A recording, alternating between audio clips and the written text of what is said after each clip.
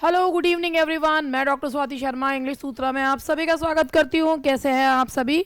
और उम्मीद है मुझे कि आप लोग पढ़ रहे होंगे, अच्छे से पढ़ रहे होंगे और विभिन्न जगह पढ़ रहे होंगे। और आज भी ऐसा होगा कि कुछ लोग मुझे जानते हुए भी ना जानने का वो कर रहे होंगे। आपको पता है, कई बार मैं ये सोचती हूँ कि कई बार जो होता है ना, एक अच्छा टीचर होना भी, मतलब मुझे तो लगता ही है कि मैं एक अच्छी टीचर हूँ। और आज मैं आपको बताऊँ, मेरी एक स्टूडेंट ने मुझे एक मैसेज भेजा और वो उसने बोला कि मैं ना मैडम आपको सबसे छिपा के रखना चाहती हूँ। मैं नहीं बताना चाहती ना कि लोगों को आपके बारे में पता चले, नहीं तो हमारा कंपटीशन बहुत बढ़ जाएगा। देखो जरा, ये ज़्यादा प्यार ऑब्सेसिवनेस की तरफ बढ़ रहा है, बहुत ज़्यादा।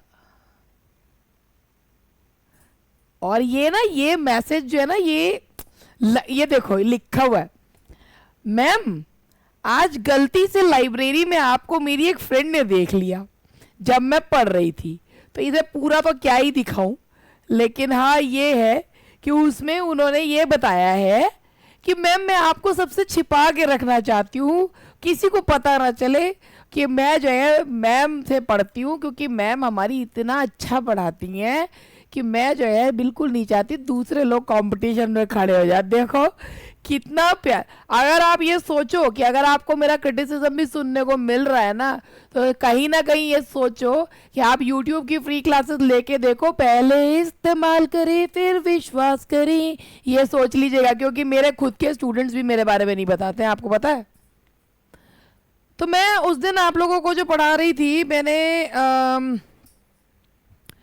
जो है 27 क्वेश्चंस मैंने करा दिए थे आई थिंक। ये ना मेरे 50 क्वेश्चन थे, वैसे मैंने इसमें और भी जोड़ दिए हैं। तो 27 क्वेश्चंस मैंने करा दिए थे और अब मुझे मिल्टन वाले क्वेश्चन से स्टार्ट करना था, 28 से स्टार्ट करना था, वहाँ से मिल्टन जी से स्टार्ट हो रहा था। तो यहाँ से, क्योंकि उस दिन मैंने ना विलियम शेक्सपियर जी के और वर्ड्सवर्थ जी के क्वेश्चंस लिए थे, तो मैंने 50 क्वेश्चन लिए थे। मैं हालांकि मैंने आज इसमें जो है वो हिस्ट्री ऑफ इंग्लिश लिटरेचर के भी कुछ क्वेश्चंस जोड़ दिए हैं। तो चलो स्टार्ट करते हैं। इससे पहले वाला जो मेरा लेक्चर था उसमें मैंने करवाया था। तो भाई चलो स्टार्ट करते हैं। मिल्टन का सैमसन एगोनिस्टिस जो है वो कौन से स्टाइल में लिखा गया है?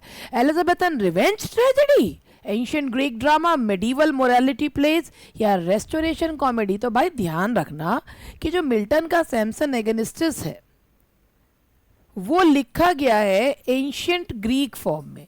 और मिल्टन का मतलब ये था कि सैमसन एगोनिस्टिस, एक तो the story of Samson was akin to his own life, यानी कि कहीं ना कहीं उसमें ऑटोबायोग्राफिकल टच है। दूसरा, he wanted to bring that gravity of Greek drama back to English literature. तो ये जो चीज़ है ना वो लेकर आना चाहते थे, और यही चीज़ उन्होंने अपनी सैमसन एगोनिस्टिस में कहा है, सैमसन द रेसलर। और मैं आपको एक चीज़ और बताना चाहूँगी, whatever I am teaching, मैं आप लोगों को एक सलाह जरूर देना चाहूँगी। If you if you want to follow, it's your wish. तो मैं एक चीज़ ये कहना चाहूँगी, आप जब भी कोई भी चीज़ पढ़ते हो पिछले, और आप लोग जब पढ़ते हो ना, अब एक चीज़ देखो, आप ना डिसेप्टिव थंबनेल्स को देखकर ना टेंशन में मत आया करो।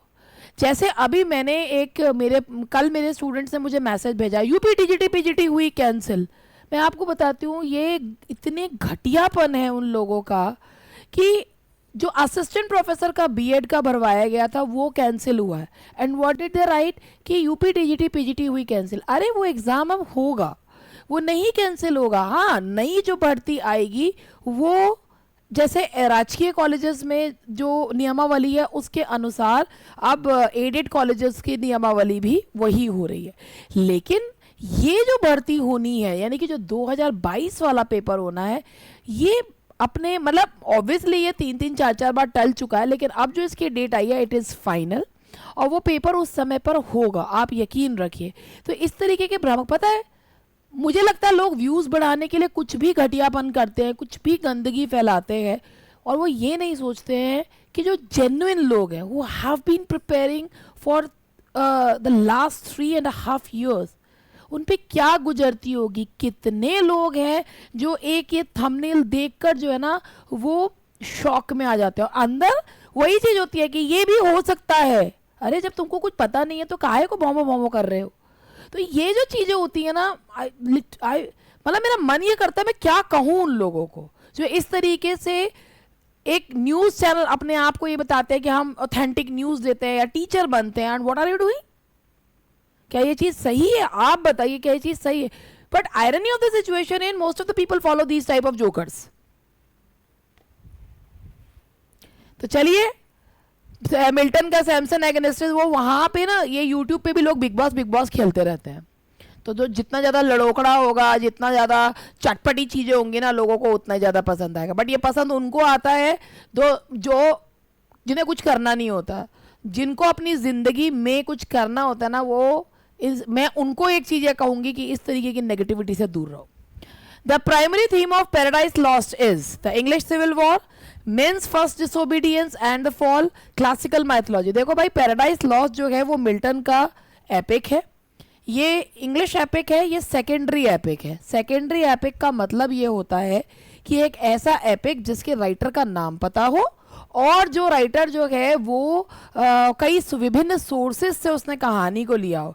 इट इज़ नॉट नेसेसरी कि द स्टोरी जो है वो एक कहते कि सुनते कि जो है उस वाली स्टोरी हो, जिसमें उसने अपनी फैंसी को भी यूज़ किया हो, इसके अलावा कई सोर्सेज से कहानी ली हो. तो that is man's first disobedience and the fall. Now the next question is Milton's blindness, which occurred around 1652, is reflected in which of his works?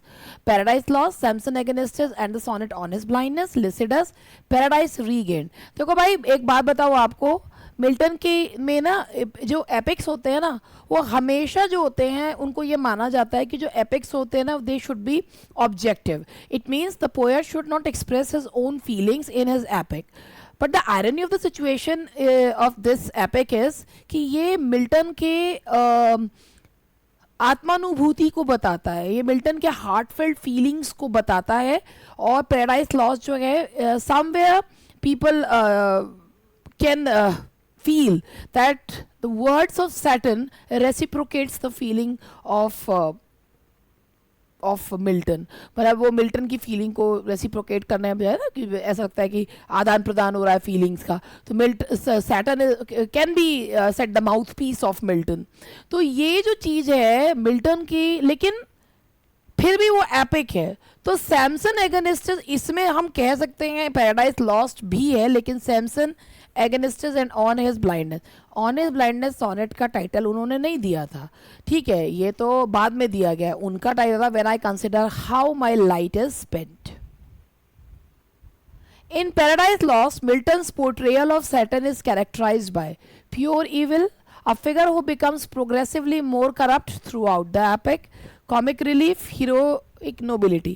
देखो भाई, जो Saturn है ना, वो bionic hero है. A bionic hero is that hero who is mad, bad and dangerous to know. And obviously this concept was not given by Milton. The concept of bionic hero was given by Bion.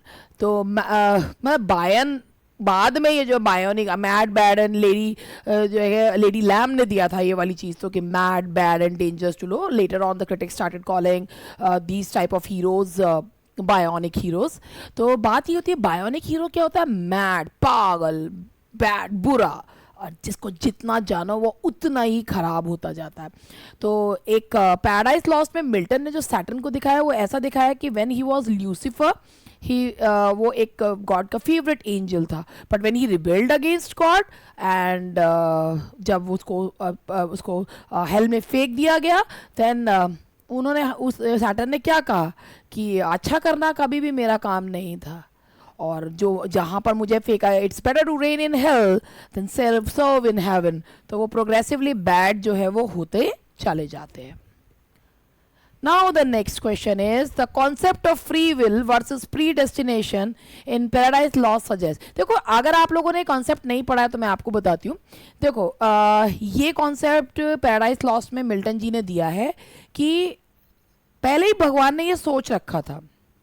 मैथोडिज्म कहा जाता है इसे. पहले ही भगवान ने ये theodicy जैसे कहते हैं कि क्या जो है वो मतलब उन्होंने कहा कि भाई कौन से लोग ब्लेस्ड रहेंगे और कौन से लोग जो हैं वो डूम्ड होंगे. मगर उसके बाद भी उन्होंने चॉइस दी थी फ्री विल की, कि जो कुछ भी होगा वो उनकी चॉइस पर डिपेंड करता है. अगर वो चॉइस उनकी सही रहेगी तो obviously they will be blessed, और नहीं तो दे विल बी डूम्ड. तो ये पेरिस के सजेस्ट करता है God foresaw the fall but didn't influence, कि भगवान को पहले से ही पता था कि एडम और ईव का पतन तो होना है, मगर फिर भी उन्होंने उनको वो काम करने से रोका नहीं. कि उन्होंने कहा कि ये इनकी चॉइस है, फॉरबिडन फ्रूट उन्हें खाना है, तो let them have it.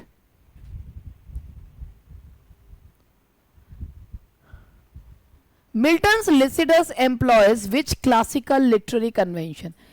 Milton की लिसिडस एक एलिजी है. कैसी एलिजी है? पेस्टोरल एलिजी है, क्योंकि इसमें मिल्टन अब साथ ही जो है मिल्टन खुद को एक शेफर्ड के रूप में देखते हैं और साथ ही शेफर्ड की मृत्यु पर विलाप करते हैं. तो ये concept pastoral elegy with multiple, और ये जो है ना, ये मिल्टन इसे मोनोडी कहते हैं मगर ये थ्रेनोडी है, यानी कि इसमें कई विलाप की आवाज़ें जो हैं वो आती हैं. The structure of Samson agonists focus primarily on physical action, inner psychological regeneration of the protagonist, political allegory about the English monarchy, religious conversion experience. तो भाई आपको भी लग रहा होगा मोस्टली के आंसर बी हैं, आप क्या कर सकते हैं. तो inner psychological regeneration of the, भाई देखो सैमसन जो है ये एक वो ड्रामा माना जाता है कि जिसमें बिगनिंग है, एंड है, बट मिडल नहीं है. और जो सैमसन है ना, वो जब उसको ये रियलाइज होता है कि he is doomed not because of God's will, he is doomed because of his own choice, खुद की वजह से.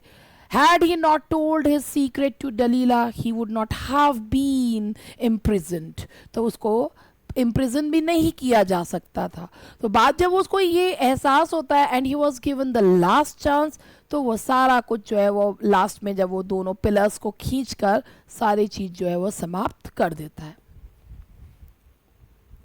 Milton's concept of hierarchy in Paradise Lost established democratic God as supreme monarch, Saturn as rightful ruler, human as superior. पहले question समझते हैं. Milton ने जो hierarchy बनाई है, हायरार्की जो बनाई है उन्होंने, तो वो क्या है कि भाई जो सुप्रीम रूलर है वो कौन है? भगवान है, और वही उन्होंने ही कॉस्मिक स्ट्रक्चर को बनाने का ऑर्डर जो है वो दिया है.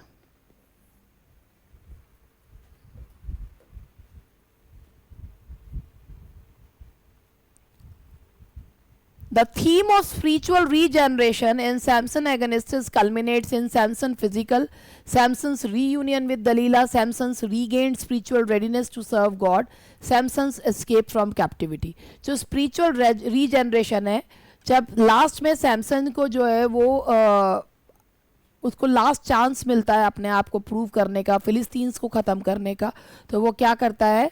सैमसन रीगेंड कि भाई आप मुझे लास्ट चांस मिला है भगवान को सर्व करने का, तो वो काम मैं करूँगा. Milton's epic similes in Paradise Lost serve to provide comic interlude, compare supernatural events to familiar earthly experience, slow down the narrative pace, display classical learning.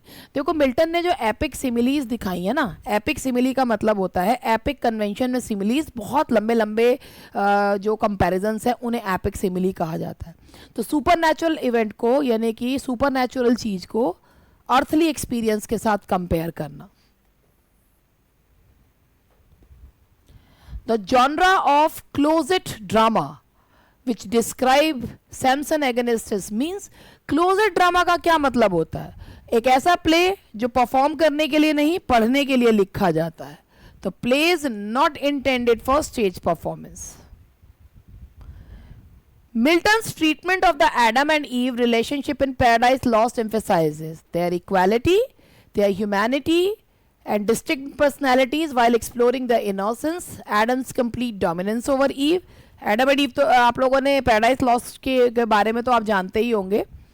Milton ने जो एडम और ईव का रिलेशनशिप दिखाया है वो दिखाया है कि वो दोनों बहुत ही मासूम दिखाए हैं. उनका काम है कि वो जो गार्डन है उसे अटेंड करना और जो फॉरबिडन फ्रूट है उससे दूर रहना, यानी कि ट्री ऑफ नॉलेज से दूर रहना. तो देयर ह्यूमैनिटी एंड डिस्टिंक्ट, दोनों बिल्कुल एक दूसरे से अलग है. ईव को वेन दिखाया गया है. अब ये यहाँ पे आ गए हमारे गोल्सवर्दी जी के question. The Galsworthy the Forsyte saga primarily explores medieval English history, the decline of the upper middle class and changing social values, working class industrial life, colonial adventures abroad. देखो भाई जो फॉरसाइट सागा है तो उन्होंने एक बहुत बड़ी कहानी जो है उसमें अपर मिडिल क्लास का यानी कि जो बॉर्जिस वर्ग है उसका डिक्लाइन और चेंजिंग सोशल वैल्यूज़ को दिखाया है. The central theme of Galsworthy's play the silver box concern. देखो भाई सिल्वर बॉक्स या चांदी की डिबिया, सिल्वर बॉक्स में ये दिखाया गया है कि चोरी दोनों ने ही करी है, एक अमीर ने भी करी गरीब ने भी करी, लेकिन दोनों के लिए कानून अलग अलग है. The double standard of justice between rich and poor. The double standard of justice between rich and poor. In the Forsyte saga, the character of Swams Forsyte represents progressive social reform, artistic sensibility, possessive materialism and property obsession या working class solidarity. देखो भैया स्वयम्स जो है ना वो तो अपनी पत्नी को भी अपने कब्जे में रखना चाहता है, तो वो क्या दिखा रहा है? Possessive materialism and property obsession. Galsworthy's dramatic technique is characterized by romantic idealization or objective presentation of social problems. Galsworthy के जितने भी प्लेज होते थे वो सोशल वो प्रॉब्लम प्लेज होते थे और वो सोशल प्रॉब्लम्स को दिखाते हुए. प्रॉब्लम प्ले का मतलब होता है, देखो प्रॉब्लम प्ले का जो कॉन्सेप्ट है वो गाल्सवर्दी जी ने नहीं दिया, सिडनी ग्रांडी ने दिया था, ठीक है. और शेक्सपियर के प्लेस का कॉन्सेप्ट उन्होंने नहीं दिया था, वो फ्रेडरिक एस बोस ने दिया था शेक्सपियर के कुछ प्लेस को जो प्रॉब्लम प्ले बताया गया है. तो प्रॉब्लम प्ले होते क्या है? प्रॉब्लम प्ले वो होते हैं जिसमें a problem is posed but the solution is not given, जिसमें सॉल्यूशन नहीं दिया जाता है because there is not readymade solution for every problem. तो यहाँ पर उनके क्या होते हैं, वो ऑब्जेक्टिव प्रेजेंटेशन करते हैं, ये नहीं कि वो अपने आप को प्रेजेंट करते हैं, और विदाउट ऑब्वियस सॉल्यूशन, जिसमें कोई सॉल्यूशन नहीं होता क्योंकि उनके प्लेस क्या होते हैं? प्रॉब्लम प्लेस होते हैं. The play strife by Galsworthy examines. The play strife, strife के बारे में ऐसा कोई नहीं जिसने स्ट्राइफ को सुना नहीं. तो स्ट्राइफ जो प्ले है वो क्या बताता है? Marital relationship, clash between capital and labour, religious versus secular या जनरेशनल फैमिली डिस्प्यूट्स. बताइए स्ट्राइफ उनका जो प्ले जो है वो किस पर है?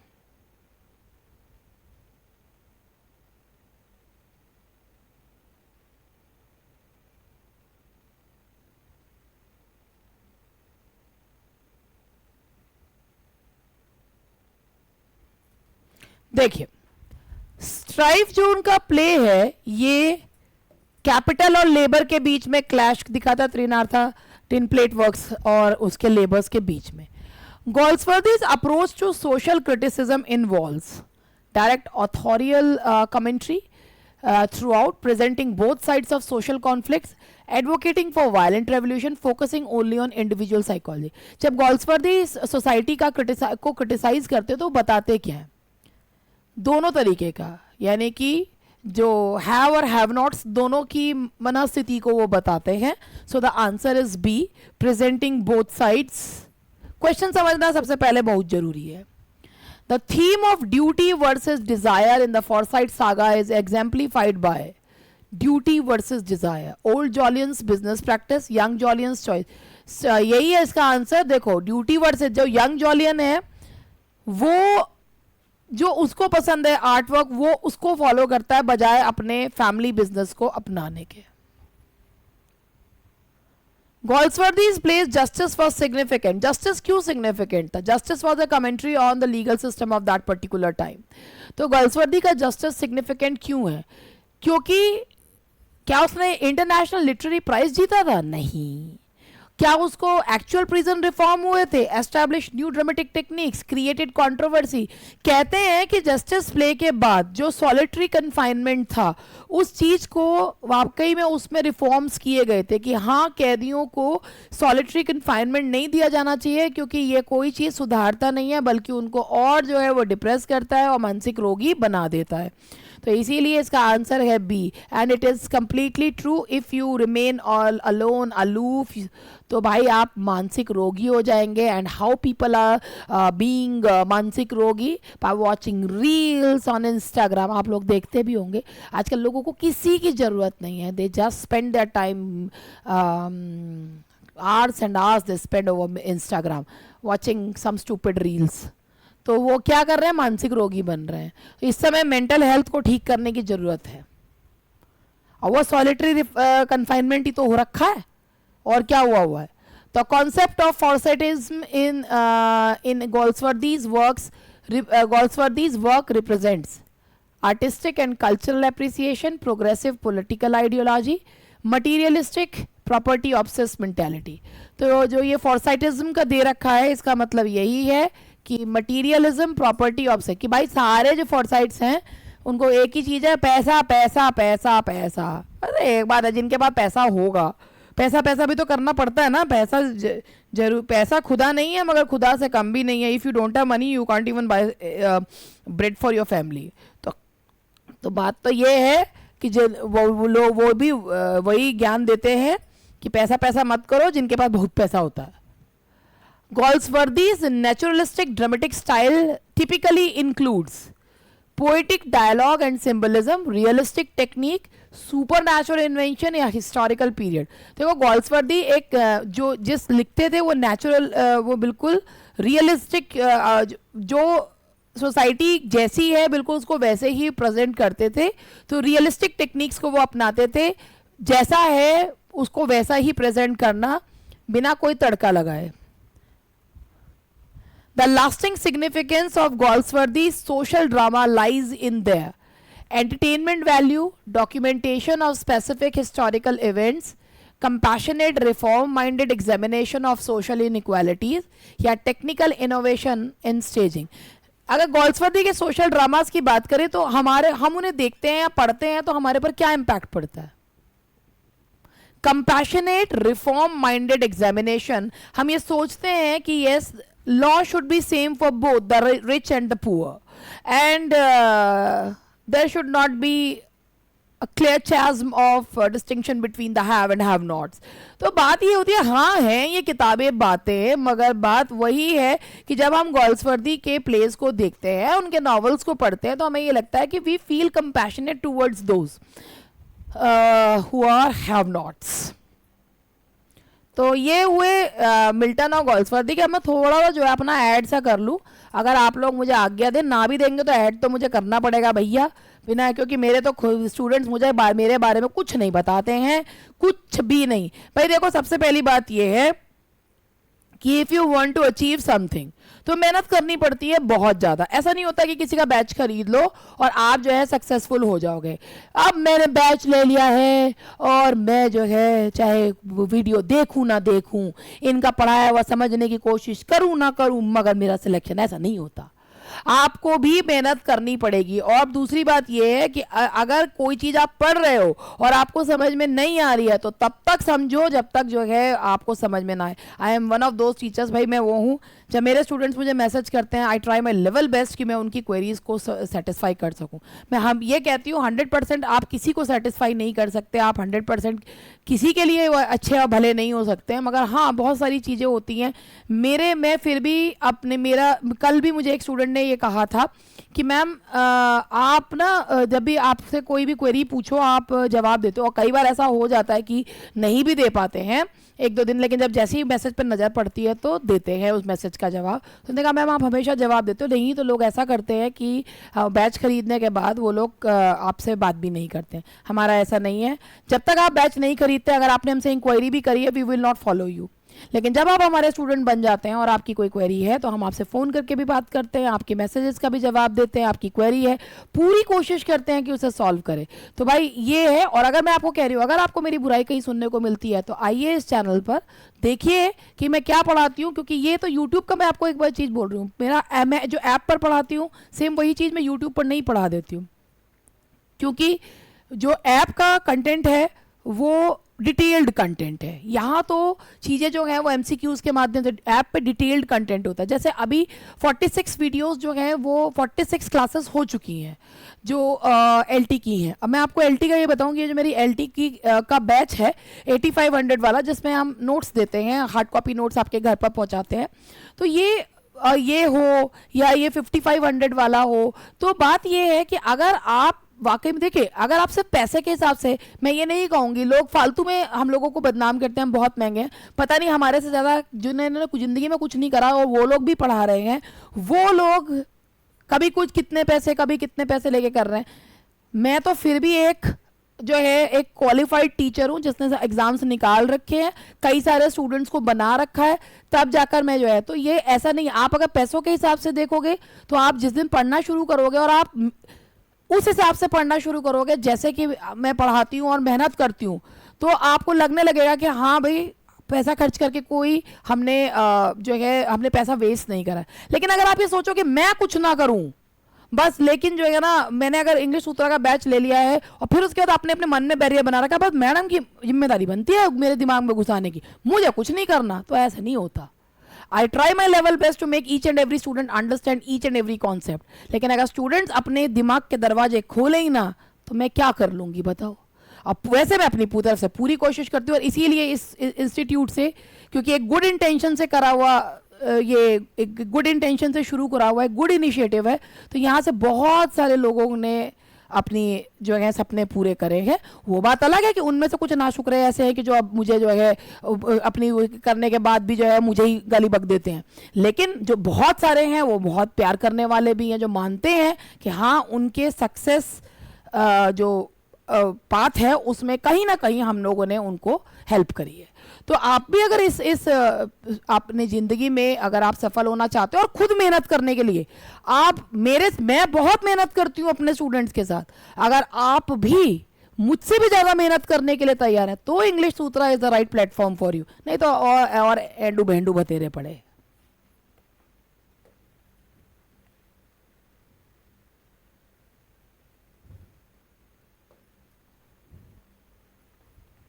कौवा,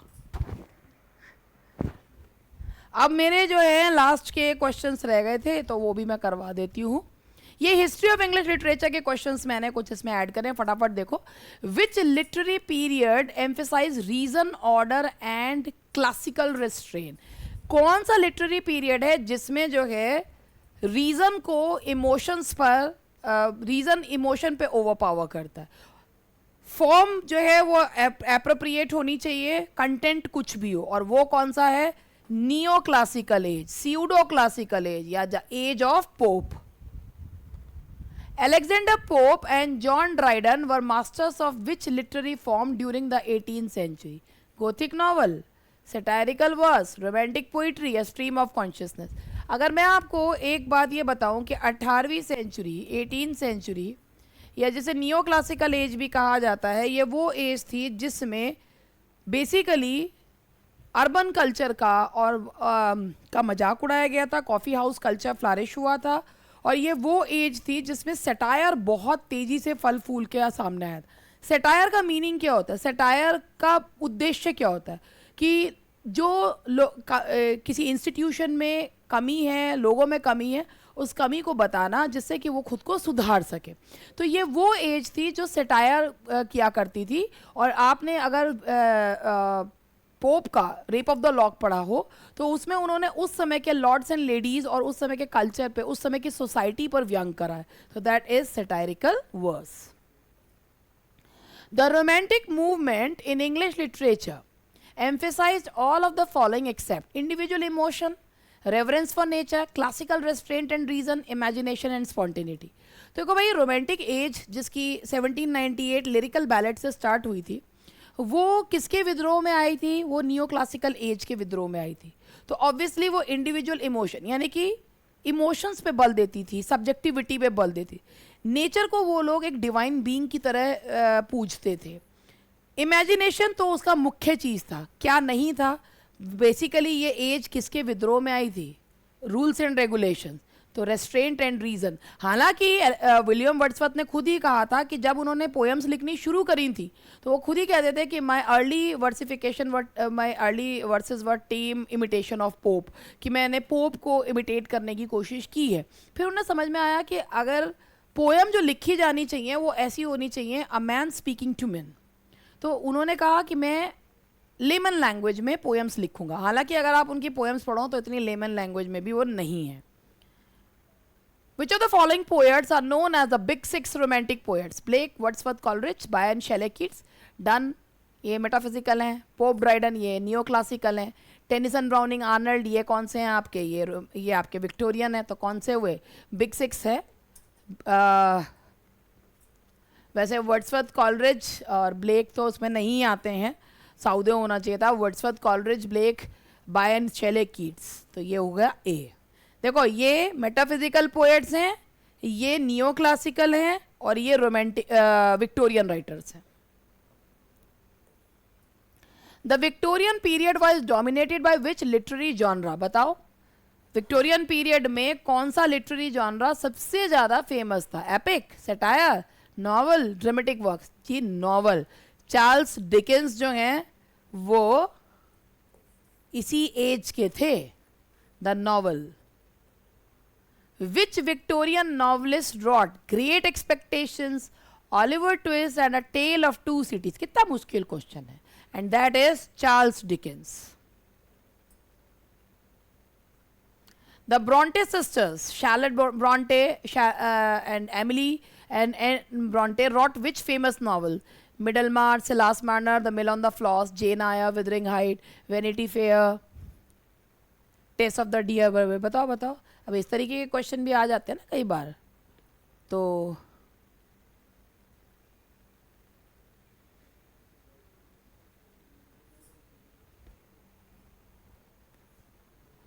हाँ जी, ए बी सी देख लो क्या होना चाहिए।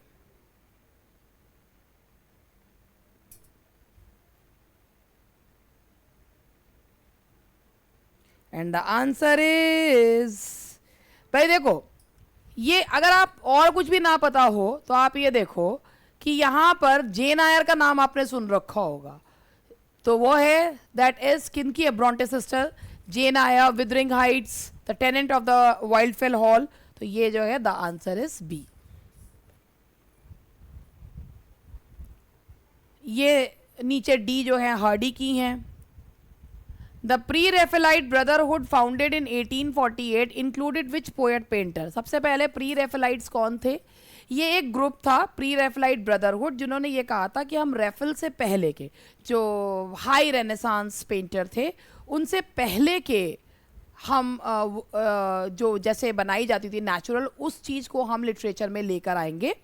तो ये प्री रेफेलाइट ब्रदरहुड था। उन्होंने कहा था कि हम लाइट को और बिल्कुल नेचुरल वे में चीज़ें जो हैं वो प्रेजेंट करेंगे, ना कि रेफेल की तरह बिल्कुल बस एवरीथिंग शुड बी परफेक्ट। तो विलियम मॉरिस, दांते गैब्रियल रॉसिटी और स्विनबर्न तो सारे ही हैं। That is all of the above. कुछ बाद में भी जुड़े थे। Modernist literature featured which innovative narrative technique used by writers like James Joyce and Virginia Woolf? भाई देखो मॉडर्निस्ट लिटरेचर जो है, बेसिकली मॉडर्न जो लिटरेचर है ये वर्ल्ड वॉर फर्स्ट के डिसइल्यूजनमेंट को दिखाता हुआ, बैरननेस, स्पिरिचुअल बैरननेस को दिखाता हुआ लिटरेचर है। इस समय पे लीनियर यानी कि एक के बाद एक क्रम वाली चीजें नहीं चली हैं। ये जो राइटर्स थे इन्होंने दिखाया जैसा हमारे मन की गति होती है उसी तरीके से उन्होंने अपने विचारों को बताया। और वो कौन सा होता है? Stream of consciousness. स्ट्रीम यानी कि मन के अंदर एक विचार से दूसरे विचारों की नदी जिसे कहना चाहिए। टीएस इलियट का वेस्टलैंड जो है वो लैंडमार्क वर्क कहा जाता है कौन से लिटरेरी मूवमेंट का? मॉडर्न एज का। टीएस इलियट का वेस्टलैंड जो है, मैं चीख चीख के कहना चाहूंगी, टीएस इलियट का वेस्टलैंड जो वर्ल्ड वॉर फर्स्ट हुआ था उसके डिसइल्यूजनमेंट को दिखाता है। इसकी थीम है the disillusionment after world war first, कि ये वसुधैव कुटुंबकम नहीं है। पीपल आर विथ ब्रूटल, लोगों को जब मौका मिलता है तो दूसरे को वो लूटना खसोटना, जानवरों से भी गया गुजरा व्यवहार करते हैं। तो ये मॉडर्निज्म का लैंडमार्क वर्क है। So that's all for today, मिलते हैं कल। और भाई आप सभी को मैं फिर दोबारा से ये कहना चाहूँगी कि आप अपनी तैयारी करते रहिए और किसी भी भ्रामक उन चक्करों में मत पड़िए कि ये पेपर कैंसिल और वो पेपर कैंसिल, यहाँ इन चीज़ों में मत पड़िए, क्योंकि लोगों को जो है ना केवल अपने थंबनेल्स दिखा कर जो है उनको अपने व्यूज़ से मतलब है, दूसरे की मेंटल हेल्थ से कोई प्रॉब्लम उनको मतलब नहीं है। तो बाय बाय, अपना ख्याल रखिए और अपनी मेंटल हेल्थ को अच्छा रखिए। Bye bye.